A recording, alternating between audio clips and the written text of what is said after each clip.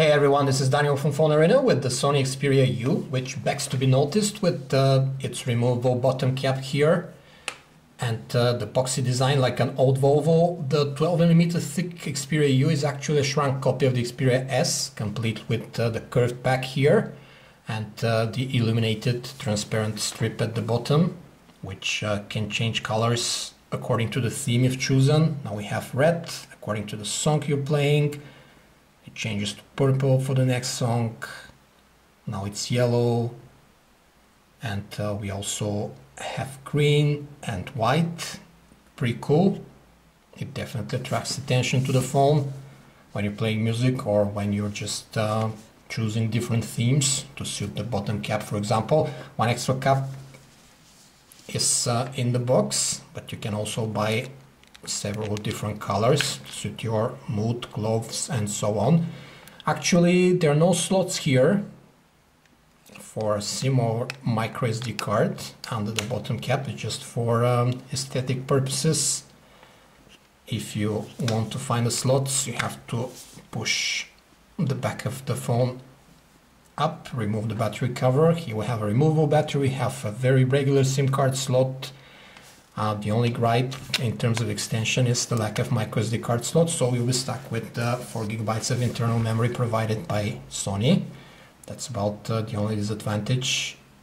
We still have the regular SIM and the removable battery, and this is something nowadays.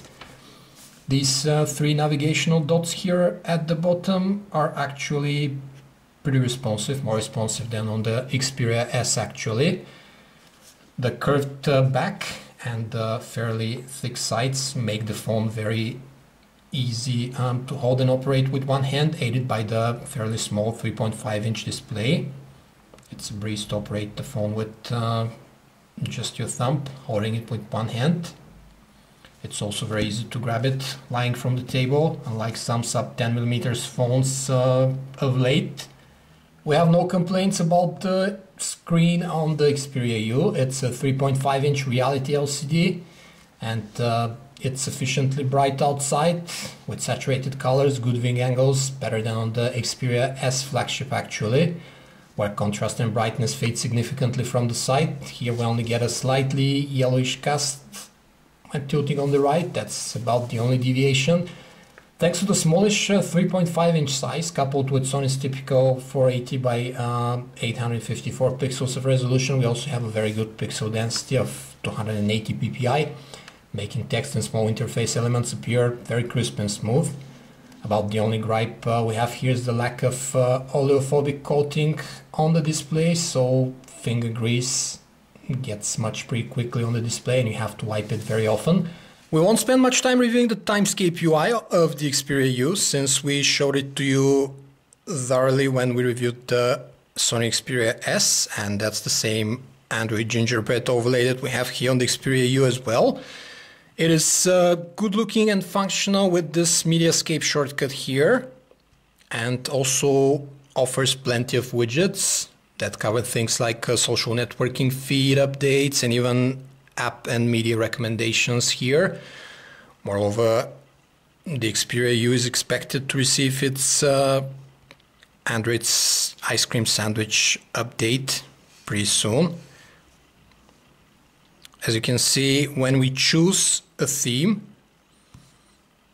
the color of the transparent bar here changes according with the theme's color.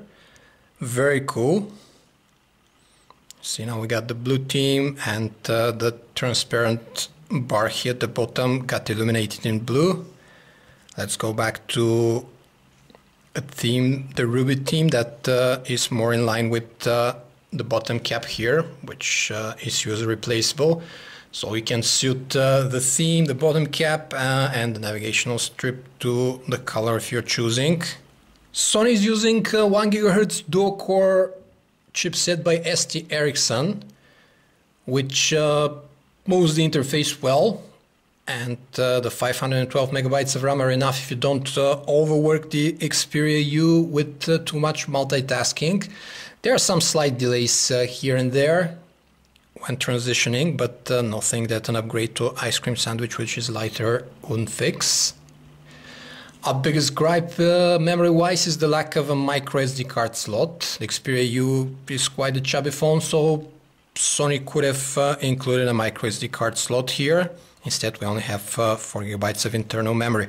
The browser is powered well by the dual-core chipset, and rendering speed as well as panning around and scrolling are pretty swift. The phone renders the page in real time, as you can see, while zooming, which usually slows things down a bit, but here the delay while pinching is negligible, even when there are flash elements on the page, like the commercials here. Text reflow also works seamlessly, fitting the article text within the screen width upon double tap very well. Since we have a very good pixel density, text appears crisp, making reading a bit easier despite the fairly small display for today's Android standards. We have the same cool music player that we find on the Xperia S with minimalistic interface, but the cool thing here is that the illuminated strip at the bottom changes its color with the song you're playing. It's yellow now, then depending on the song category it goes purple,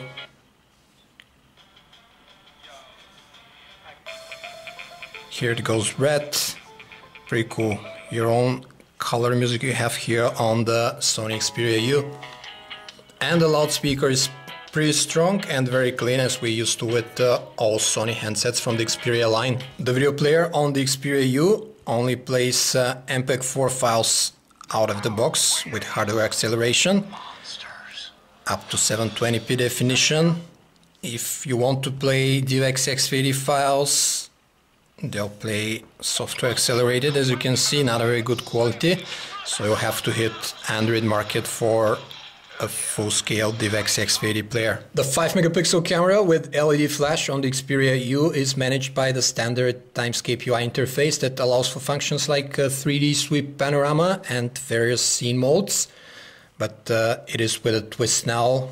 This rapid sleep to snap mode that was present for the first time on the Xperia S is also available here.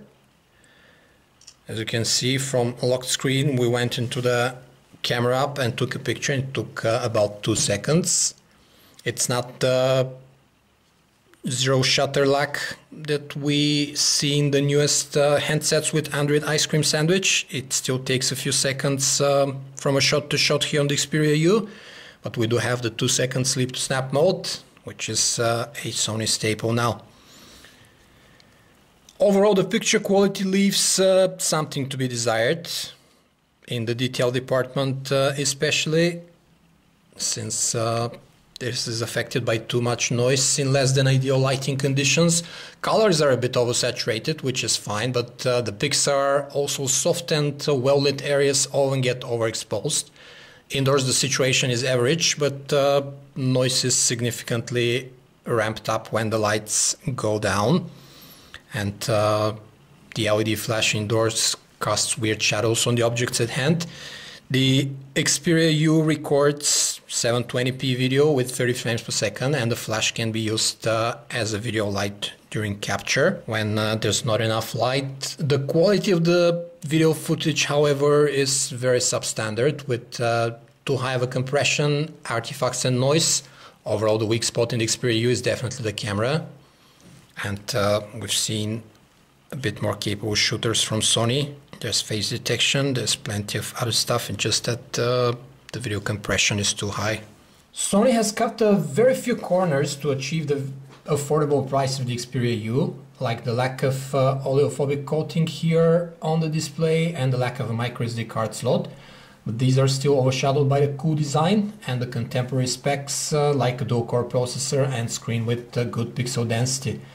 Where it really dropped the ball, however, is the camera module. We've seen better 5-megapixel shooters in Sony handsets dating way back to 2010, especially in the video capture department. Yet something had to give, otherwise we'd have the perfect phone for the price, considering the very good call quality, the strong and clear loudspeaker, and the removable battery with decent endurance. Still, you'd be hard-pressed to find more phone for the price. You'd have to go back to Sony's single cores of last year, like the Xperia U with its slimmer design and better camera, or open your wallet wider and pony up for an HTC One V, which has a better camera and Android ICS. The Samsung Galaxy Ace 2 is also a good choice, one price level up. It has an inspiring design, but is fast and takes very good pictures. If we venture outside the Android universe, we might consider the Nokia Lumia 710 as an alternative to the Xperia U. In terms of camera capabilities, they're a bit better, albeit it comes with a single-core processor. This was a video review of the Sony Xperia U from PhoneArena. For more information about this and other handsets, you can visit us at phonearena.com. Thanks for watching.